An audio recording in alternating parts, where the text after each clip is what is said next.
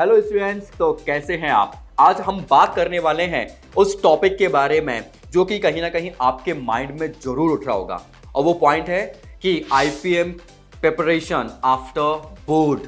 आपके बोर्ड्स के बाद आईपीएम की प्रिपरेशन कैसी चलने वाली है। तो वीडियो स्टार्ट करने के पहले सबसे पहले मैं आपको ये बता दूंगा, वीडियो को आपने अभी तक सब्सक्राइब नहीं किया है, लाइक नहीं किया है, तो जाओ जाके सब्सक्राइब करो, लाइक करो और यहाँ पर शेयर करो इस वीडियो को, क्योंकि वीडियो के एंड में मैं आपको एक ऐसा पॉइंट बताने वाला हूँ, उन पॉइंट्स के बारे में डिटेल में बताने वाला हूँ जो कहीं ना कहीं बहुत हेल्पफुल रहने वाली है आपकी प्रिपरेशन के लिए आफ्टर योर बोर्ड। तो चलिए फिर स्टार्ट करते हैं इस सेशन को।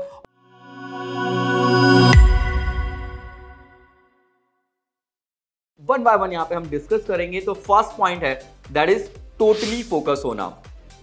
यस, अगर हम बात करें जैसे ही हमारे बोर्ड्स फिनिश होते हैं और अगर आप आईपीएम के लिए टोटली फोकस नहीं हो तो याद रखना कहीं ना कहीं आपका जो टारगेट है, आपका जो एक टॉपर की लिस्ट है, कहीं ना कहीं आप उसमें थोड़ा सा नीचे अपने आप को देख सकते हो। वाई? बिकॉज कई सारे स्टूडेंट्स ऐसे होते हैं जो आईपीएम के साथ अपने ऑप्शन बी या प्लान बी पे भी थोड़ा सा ज़्यादा फोकस करने लगते हैं और इस वजह से कहीं ना कहीं उनकी आईपीएम की प्रिपरेशन थोड़ी सी फीकी पड़ जाती है। राइट? सो याद रखो और यहाँ पे फोकस रहो टोटली आपके आईपीएम के लिए। सेकेंड पॉइंट थोड़ा सा इंपॉर्टेंट भी हो जाता है, क्योंकि अगर हम बात करें जैसे ही आपका बोर्ड्स फिनिश होते हैं, इसके बाद ध्यान रखना कि आप आपकी हेल्दी डाइट को फॉलो कर रहे हो या नहीं कर रहे हो।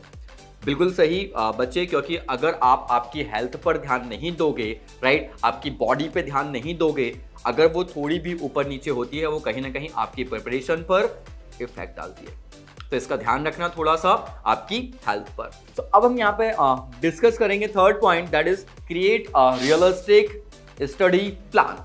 बिल्कुल ऐसा कुछ इमेजिनरी नहीं बनाना, आपको ऐसा कुछ यहाँ पर हाइपर नहीं होना है कि मुझे 12 घंटे पढ़ाई करनी है, मुझे 12 आवर्स पढ़ाई करनी है या मुझे 14 आवर्स पढ़ाई करनी है। याद रखना अगर आप आपकी एफिशिएंसी के साथ और एक सही डायरेक्शन के साथ, सही प्लानिंग के साथ अगर आप पढ़ाई करते हो तो कम टाइम में भी आप बहुत अच्छी स्टडी यहाँ पर आप कर सकते हो। राइट? तो एक ऐसा प्लान बनाओ जो कि एक रियलिस्टिक टाइप का हो, राइट, और जिसमें फोकस करना कि आप हर एक सेक्शन को डेली यहां पर आप टाइम दे सको। राइट? डिवाइड करना अपने टाइम को, हर एक पार्ट को आप प्रॉपर यहां पर टाइम दे रहे हो। इसके साथ यहां पर आपको यह ध्यान रखना है कि जो भी आपका वीक पॉइंट है, जो भी आपका वीक एरिया है, जिस भी सब्जेक्ट की अगर मैं बात करूं, उसको आपको थोड़ा सा ज्यादा फोकस करना है, ज्यादा टाइम देना है। इसका मतलब ये नहीं है कि आपका जो भी स्ट्रॉन्ग पार्ट है, स्ट्रॉन्ग सेक्शन है, इसे आप इग्नोर करो। नहीं, ऐसा बिल्कुल नहीं है। उस पर्टिकुलर सब्जेक्ट को भी यहाँ पर आपको लेके चलना है, उस पर भी आप प्रैक्टिस करते रहोगे। तो एक प्रॉपर रियलिस्टिक स्टडी प्लान यहाँ पर आपको प्रॉपरली बनाना है। इसके बाद अगर हम नेक्स्ट पॉइंट की बात करें, दैट इज कि बोर्ड्स में कहीं ना कहीं हम यहाँ पर देखते हैं कि कई सारे एस्पिरेंट स्टूडेंट जो हैं बोर्ड्स के कारण जो आईपीएम का बेसिक जिन्होंने स्ट्रॉन्ग करके रखा है, राइट, जो कॉन्सेप्ट्स यहाँ पर उन्होंने डन करके रखे हैं वो कहीं भूल जाते हैं, बिकॉज एक थोड़ा सा गैप जो हो जाता है इसके कारण।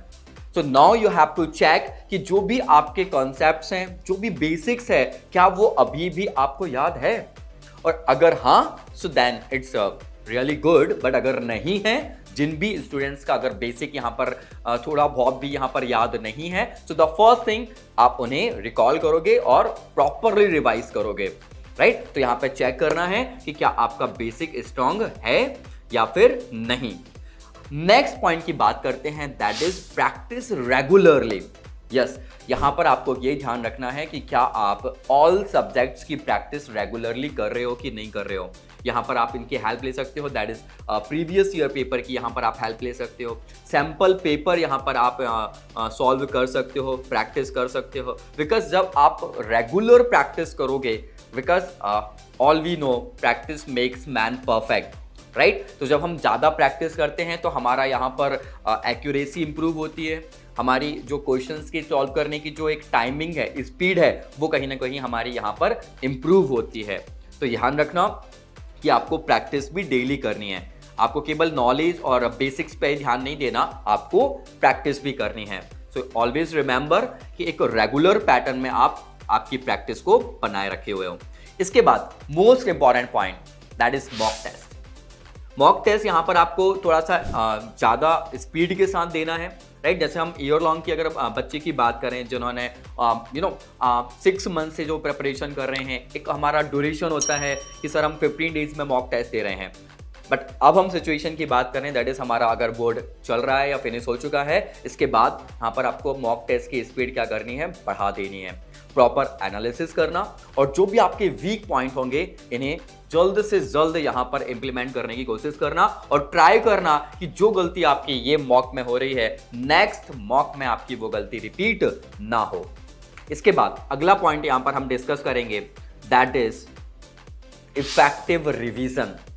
बहुत ही इंपॉर्टेंट पॉइंट है, जैसा कि मैंने स्टार्टिंग में आपको बताया था, एक बोनस पॉइंट एंड में आपको बताऊंगा, दैट इज इफेक्टिव रिवीजन।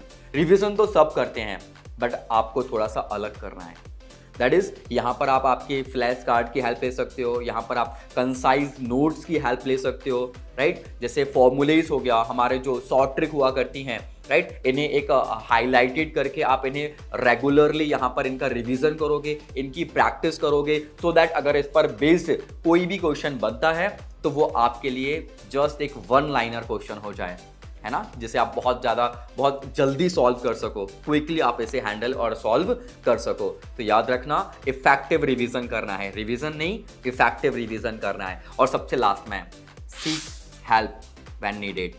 बिल्कुल भी यहाँ पर आपको टाइम वेस्ट नहीं करना है। अगर आपको रिक्वायर्ड है, चाहे वो किसी भी टाइप की आपकी यहाँ पर डाउट हो सकता है या आपकी प्रॉब्लम हो सकती है, चाहे वो एकेडमिक हो, अगर एकेडमिक के अलावा भी अगर कोई प्रॉब्लम्स आ रही है तो उसे इमीडिएटली सॉल्व करने की कोशिश करो।